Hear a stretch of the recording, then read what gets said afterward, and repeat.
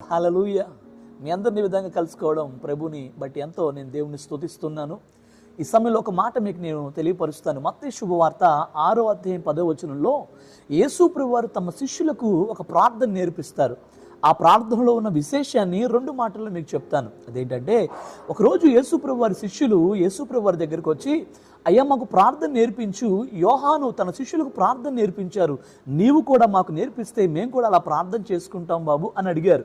అడిగినప్పుడు యేసు ప్రభువారు స్వరమెత్తి ఇలాగ ప్రార్థన చేయడం నేర్పించారు. అదేంటంటే, పరలోకమందున్న మా తండ్రి అనే ఒక ప్రార్థనను ప్రారంభించడం జరిగింది.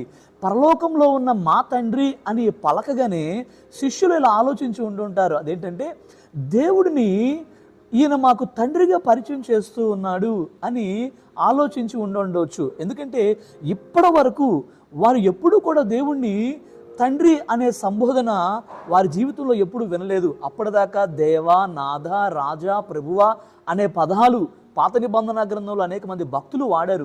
కానీ యేసు ప్రభు వారు ఈ భూలోకంలోనికి వచ్చి దేవునికి మనకిని ఉన్న సంబంధాన్ని చక్కగా వివరించారు.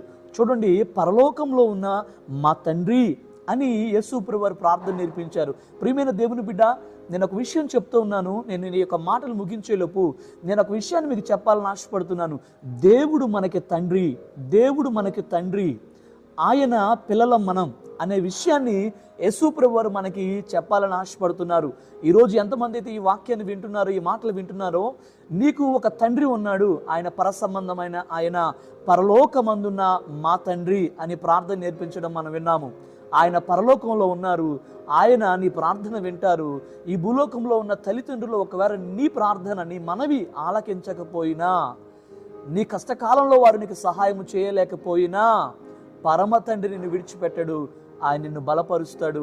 ఆ తండ్రి హస్తము నీకు తోడై ఉన్నది. ధైర్యంగా ఉండి ముందుకు వెళ్ళు. దేవుడు నిన్ను బలపరచును గాక. ఆమెన్. God bless you.